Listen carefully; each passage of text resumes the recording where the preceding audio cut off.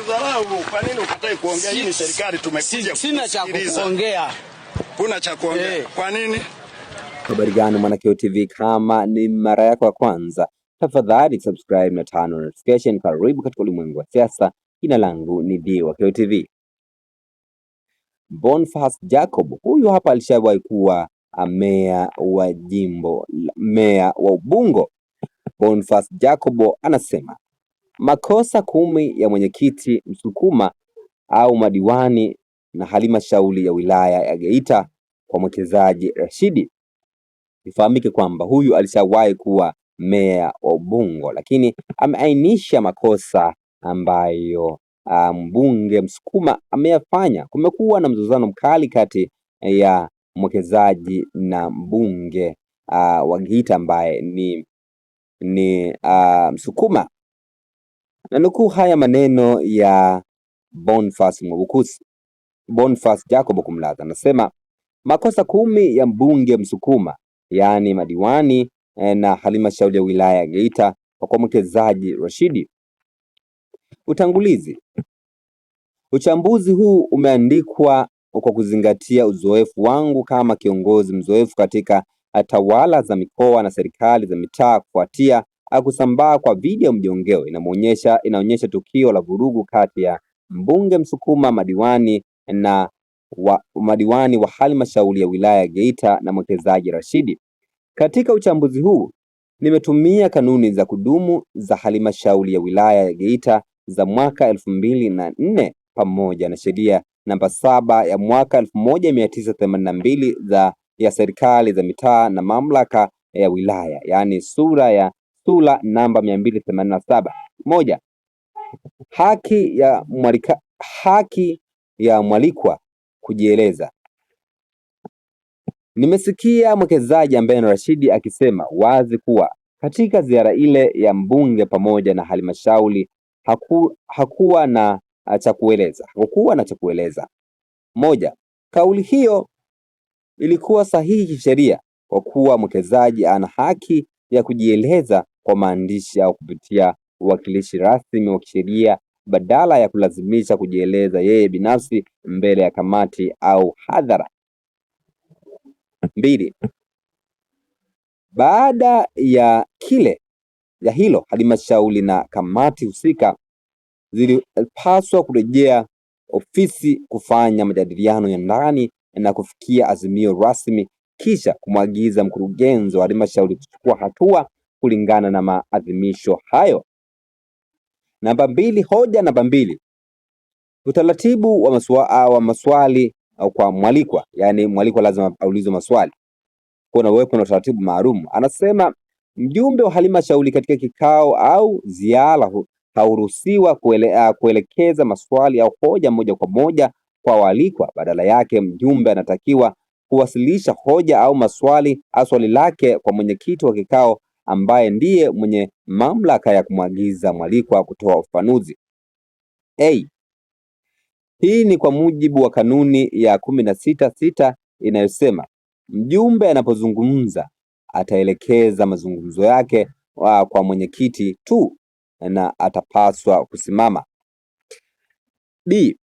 Katika tukio husika mbunge Msukuma alionekana kulumbana moja kwa moja na mwalikwa kwa kumuuliza maswali binafsi kinyume na kanuni hii, huku mwenyekiti wa kamati wa halmashauri wakiwa kimya bila kutekeleza wajibu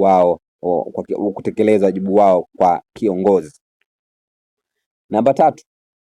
Ualikwaji wa vyombo vya dola, yaani OCD. Mbunge Msukuma yeye binafsi alitoa maelekezo aitwe OCD akushiriki kikao ziara ya kamati kwa namna iliyodokeza dhamira ya kumtisha mwekezaji. Kitendo hiki ni kinyume cha kanuni za kudumu za halmashauri ya wilaya ya Geita, kanuni ya 50 inayosema mwenyekiti wa kamati ya pamoja au kamati ndogo, baada ya kushauriana na wajumbe wa kamati husika, anaweza kumwalika mtu yeyote kuhudhuria na kuzungumza kwenye mkutano kuhusu suala lolote au kushiriki kwa namna yote kwenye kikao cha kamati, lakini mtu huyo hatakuwa na haki ya kupiga kura. B. Kanuni hii imepewa nguvu na sheria namba 7 ya mwaka 1982 sura ya 287 kifungu cha 74(4) C. Hivyo ni mwenyekiti wa kamati pekee na si mbunge aliyekuwa na mamlaka ya kumwalika mtu yeyote kushiriki kikao au ziara, na hilo halina budi lifanyike baada ya mashauriano ya kamati husika. Namba 4, ushiriki wa vyombo vya dola. Mtumishi mmoja wa halmashauri alieleza kuwa kilichofanyika eneo lile ni kamati ya uchumi, ujenzi na mazingira. Hata hivyo, mbele ya vyombo vya habari, mbunge Msukuma aliwaita waandishi wa habari kufuatilia tukio lile, kurekodi marumbano yake na mwekezaji. Kanuni ya kudumu ya halmashauri ya wilaya ya Geita zinakataza vyombo vya habari kushiriki vikao vya kamati au kamati ndogo. B. Kanuni ya 51 inasema majadiliano katika kamati ya pamoja na kamati ndogo hayatakuwa wazi kwa umma au vyombo vya habari isipokuwa kwa azimio la halmashauri linaporuhusu umma na vyombo vya habari kuhudhuria. C. Kanuni hii inapewa nguvu na sheria namba 7 ya mwaka 1982 kifungu cha 85 na kifungu cha 67(2). Hoja namba 5, uwepo wa watu wasiokuwa wajumbe wa kamati.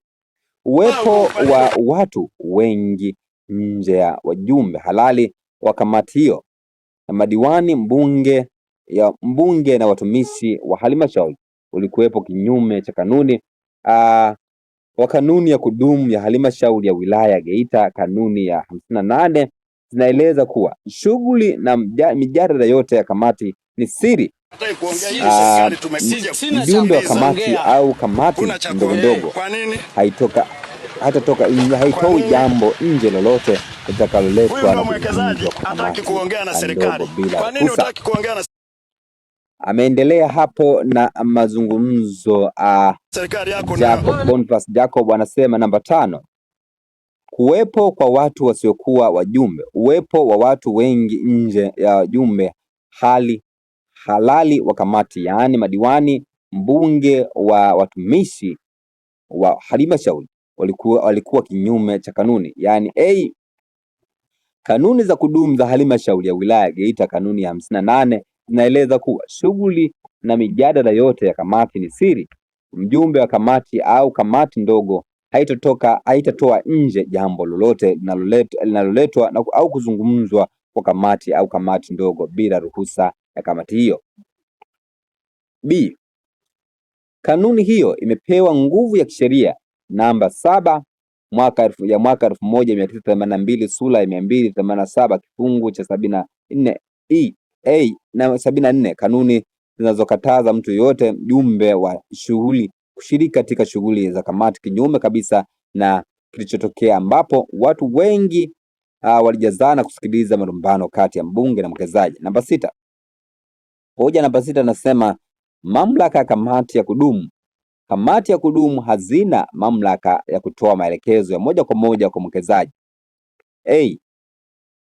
Badala yake kamati zinapaswa kufikia mazungumzo na kutoa maelekezo kwa mkurugenzi wa halmashauri ambapo lazima yapate idhini ya baraza la madiwani. B. Kanuni ya 40 ya kanuni za kudumu za halmashauri ya wilaya ya Geita inasema kamati zote za halmashauri zinawasilisha taarifa zao kwa halmashauri na hakuna hatua itakayochukua kutekelezwa uamuzi wote wa kamati yoyote mpaka hapo taarifa ya kamati husika itakapokuwa imekubaliwa na halmashauri. Kanuni hiyo imepewa nguvu na sheria namba 7 ya mwaka 1982 sura ya 287 kifungu cha 84. Hoja namba 7 anasema mamlaka ya kuagiza kukamatwa. Mbunge akiwa mjumbe wa halmashauri, mbunge akiwa mjumbe wa kamati hana mamlaka ya kuagiza vyombo vya dola kukamata mtu katika utekelezaji wa shughuli za halmashauri. Endapo kungetokea hali ya kuhatarisha amani au kikwazo katika utekelezaji wa majukumu ya halmashauri, mkurugenzi ndiye mwenye wajibu wa kutoa taarifa kwa jeshi la polisi au kumjulisha mwenyekiti wa kamati ya ulinzi na usalama wa wilaya, yaani mkuu wa wilaya. Ikiwa mwalikwa angekuwa anavuruga kikao, kanuni ya kudumu zinamtaka mwenyekiti wa kikao, si mbunge, kuchukua hatua. Soma kanuni ya 18 inasema, iwapo mtu yeyote atavuruga mkutano, mwenyekiti atamuonya, na endapo ataendelea ataamuru atolewe kwenye chumba cha mkutano. Hoja namba 8 inasema, hoja ya umiliki wa eneo. Watumishi wa halmashauri walieleza kuwa mmiliki wa eneo linalobishaniwa ni Chama cha Mapinduzi. Kabla ya halmashauri kukutana na mwekezaji aliyeingia mkataba na CCM, ilipaswa kutoa taarifa rasmi kwa maandishi, yaani barua, kuhusu ukiukwaji wowote wa taratibu za ujenzi au matumizi ya ardhi au kusimamia maendeleo hayo kwa barua rasmi. Kitendo cha kamati kufika eneo husika kuuliza umiliki wa eneo ni udhaifu wa kiutendaji, kwa kuwa madiwani si watendaji wa halmashauri bali ni wasimamizi wa shughuli zake. Hoja ya 9, ukosefu wa uongozi wa kikao. Kuanzia mwanzo hadi mwisho kikao ziara haikuonekana kuongozwa rasmi na mwenyekiti wa kamati au halmashauri katika kusimamia mijadala. Halmashauri na kamati husika hazikutumia ipasavyo sheria na kanuni katika utekelezaji wa majukumu yao, hali iliyopelekea kuzuka kwa vurugu. Namba 10, tukio la kumshambulia au kumtukana, kuhusu mbunge Msukuma, kurusha ngumi au kutoa matusi. Vitendo hivyo vinaingia katika makosa ya jinai. Hakuna kinga ya kisheria dhidi ya vitendo vya jinai kwa kisingizio cha uwakilishi wa wananchi. Nategemea kwamba mpaka muda huu mbunge Msukuma angekuwa tayari yuko mikononi mwa vyombo vya dola kwa hatua za kisheria. Hitimisho, ni vyema vyombo vya dola ikiwemo TAKUKURU kufanya uchunguzi huru kwa kuwahoji wahusika wote ili kubaini chanzo halisi cha vurugu hiyo. Kwa uzoefu wangu, ukiukwaji wa sheria na kanuni katika utekelezaji wa majukumu ya mamlaka za serikali za mitaa mara nyingi husukumwa na mazingira ya mashinikizo kwa wawekezaji, hususan pale wanapokataa au kugomea kutoa rushwa kwa watendaji au madiwani. Ameandika maneno hayo Boniface Jacob ambaye ni mwenyekiti wa Chadema kanda ya Pwani. Tafadhali shusha maoni katika sehemu ya comment section. Jina langu ndio KTV. Tunakatuja katika masuala mbalimbali ya kisiasa. Bye bye.